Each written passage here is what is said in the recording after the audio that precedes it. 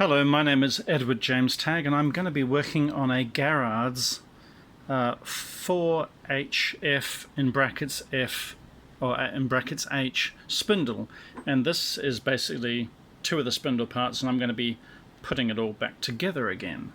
So just a bit of history or background. A Garrards 301 and a Garrards 401 are really highly sought after and quite pricey these days.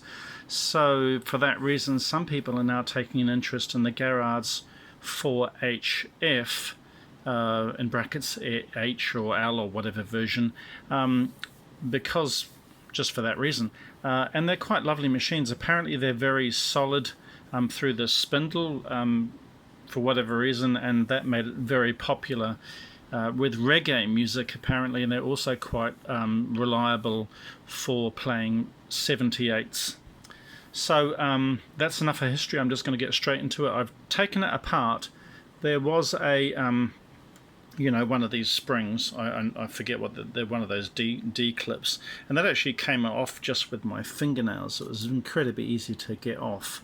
And then inside it's just a sleeve. I mean, there's nothing to it. There's no bearings in there, and when that goes in there, that is really machined beautifully. It's really smooth. It's beautiful. Now this this felt washer was in the top, and if you look at all these attempts to clean it, it was really dirty. I mean, I cleaned it about 7 times. And how did I clean it? Well, I just used methylated spirits, which in America you call denatured alcohol. So I used methylated spirits. Now, I'm just going to use Singer sewing machine oil, but not the regular Singer sewing machine oil that you get in this little bottle. But I've filled it with the Singer sewing machine oil that goes into an industrial, so it's called heavy duty, so it has a thicker viscosity. Now viscosity is a weird thing to get your head around. Now if something is highly viscous, it means it's very thick. If something has low viscosity, it's going to be very thin like water. So water or even petrol is even thinner. So petrol has a very low viscosity, and porridge or thick grease has a very high viscosity. So this Singer sewing machine oil, and it's got a little H written on the bottle, that means it's designed for sump. For industrial sewing machines that have got a sump. So this is thicker. I feel it wobbling around in the bottle, and it's a lot thicker. Now, various oils have been recommended for these things, and they even talk about SAE 30 engine oil, and even the best ones that you can buy in a bottle are apparently they're actually like 5W30 or 5W20 or 40 or whatever they are, and they're racing oil, all synthetics with no additives. There's no detergents in them. There's nothing. But this sump oil that goes in an industrial sewing machine is actually about a synthetic, or it's a mineral oil apparently, and it's got no additives, so I'm going to rely on this. And there's no bearings in this, so it's not actually that much of a fuss. So I'm going to put it back together again now and see how we go. I took all the parts out in alignment, so they should go back together. Now before I say anything, is that these 3 holes here, they had a nut and a bolt in it. And there was a guy on YouTube, and he was forcing these and getting really angry, and he was saying the F word and getting really quite uptight. And he said, oh, the manufacturers, they've really forced it in there really tight. But what he didn't look at is that when he turned it underneath, there's 3 nuts on there, and all you had to do is just get a little spanner and undo the nuts. But if you forced with a slot head screwdriver on the top, and you just go like John Wayne or Arnold Schwarzenegger on it, you're only going to strip it. And I started doing that, and then when I turned it over, I saw there were nuts. So really silly of the guy on YouTube, and really silly of me for following this guy. So when you follow someone on YouTube, or you see someone else doing it and they're cursing and swearing or having a really hard time, just get in the flow spiritually, you know, whatever you need to do to relax and look at it again and maybe take a few hours off. So anyway, there were nuts in the back, and if you just got a spanner, you would have solved that just in a jiffy. It would have been really, really, really easy. So I'm just going to assemble this back in the way that it goes. The sump is on the bottom. Now what I'm going to use is I'm going to use Hylamar Blue. This is Hylamar Blue. It's a little bit toxic to get on your skin, and I just pierced the opening of the bottle. I'm not using the nozzle, but this is specifically for gaskets. And it's non-setting, so if I put a little squidge on the gasket, this is actually the best thing you can use for any gasket. So there's a tiny gasket at the bottom, and as I go along you'll see everything I'm doing. It'll all make perfect sense. So I'm going to get into it now to assemble it in the way I remember. Now there's a little screw that goes on the top. That's not too important. Remember, this Singer sewing machine oil is not regular oil, it's the dense stuff. Now if it starts dripping all over the floor, I'm going to panic. So before I do that, I might put a wad of toilet paper on the floor where it's going to drip, if I'm lucky, and it hits the floor and not it hits my mat. Anyway, so we'll just get started. Here we go. There's a little screw off to the side with a little brass pin there, and it doesn't impinge onto that. I think it might be a brass pin that stops that sleeve sliding out, but I'm just going to put a tiny dot of oil in there, but it's not a big deal. It's really not a big deal. And I'm going to put that screw back in.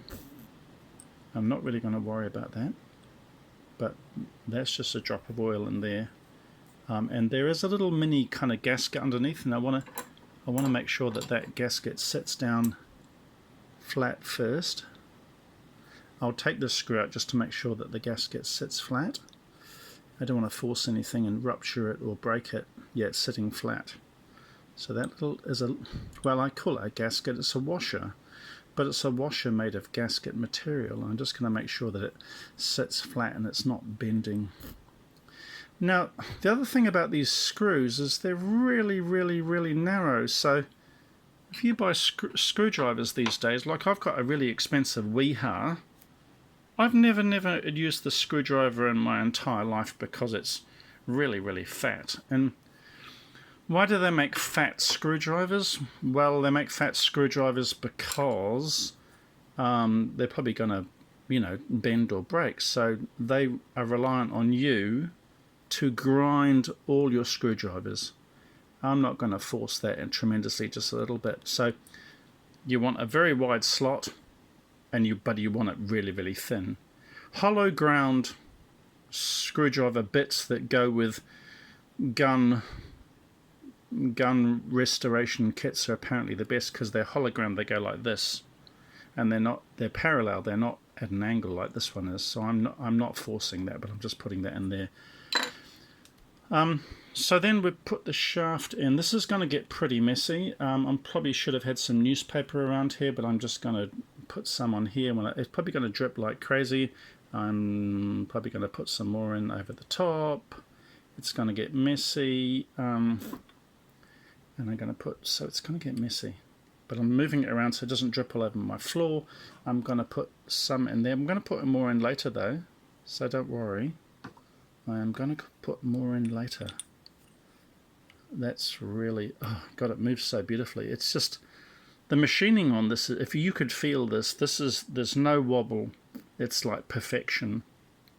The English, they really made, wow, they were perfecting their engineering, well, you know, way back before the war or whatever.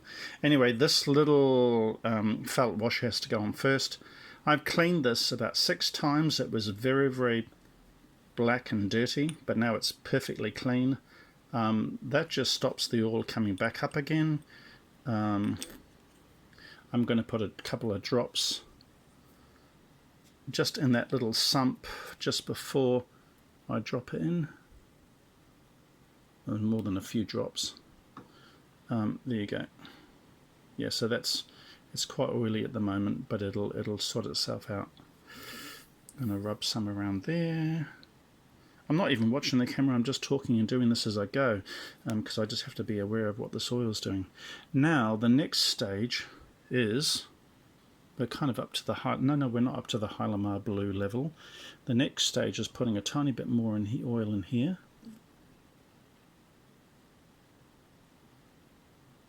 A little bit more oil in there.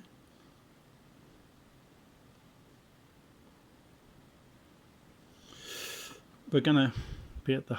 Now this little circlip, I put this on with my fingernails.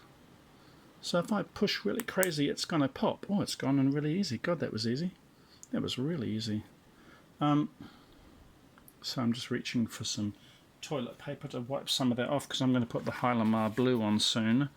I just need to clean that gasket surface. When I took it off, I knew exactly what orientation it went on, and hopefully the orientation that it's going on now will be right.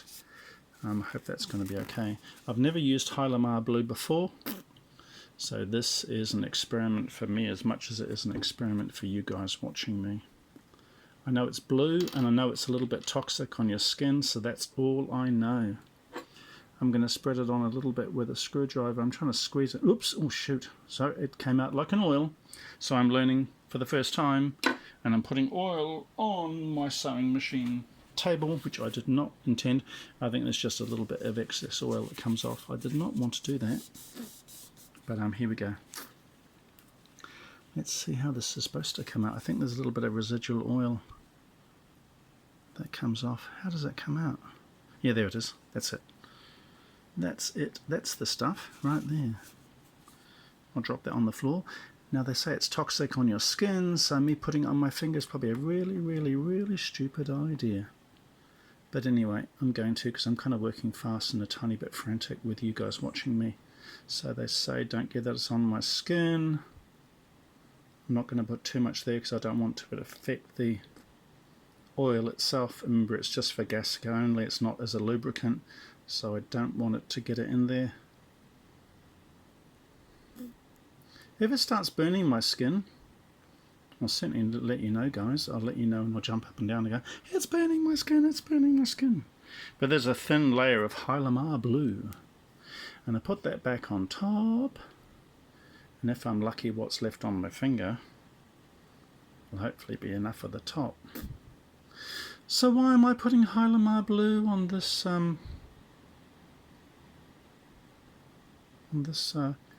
gasket? It might seem overkill. You only put that on automotive, some people might say. Well, I'm doing it because I just want that sewing machine oil not to leak out. Let's see if I can get a tiny bit more out. Oops, there it is. And there it's on my mahogany sewing machine bench, which I didn't want to do. So I have to rescue my fingers, and I have to rescue the sewing machine table, and I have to mop up this. And I'll make sure I don't get too much on there. Let's just dab it with my finger, smooth it off. It's a little bit sticky, but apparently it's never sets. And I want to make sure there's nothing on the inside that's going to affect the stickiness. Yeah, there's a tiny bit on the inside of here, and I want to make sure that I get some of that off so it doesn't go into the bearing part itself. Yeah, I think I'm okay. There's a tiny bit here. Yeah, I think I've got the minimal amount. I'm going to smear that over. Probably going to have to run after I've done this video and get it off my skin. And they say it's toxic, so I'm not going to be sticking around too long. So now I'm going to dab another couple of drops on the top to make sure it's really flooded in that part. Well, not flooded, but plenty of oil in that top. And then there's a little sump part here, and I'm going to put a couple of drops in here before I flip it over really quickly, and hopefully I can flip that over in a way that the oil doesn't run onto the gasket compound area. I think I've done that kind of okay. Sort of sticky and nice, kind of lining up okay. Here we go. Do the screws go in neatly? Have they found the right hole? I think they should. Yeah, they go in. Oh, thank God for that. That's really, really good. screws go in nicely so it's aligned. I would be really a bit worried if the gasket didn't line up properly. So now I've only got to worry about cleaning my mahogany sewing machine table. I put some roses up here, they're from my garden. One is Tropical Sunrise and one is called Acapella. I wanted to have a pretty scene, and as you can see I restore Singer sewing machines, of which I've got approximately 78 sewing machines, so I'm kind of using my sewing machine restoration experience in doing this. So I was really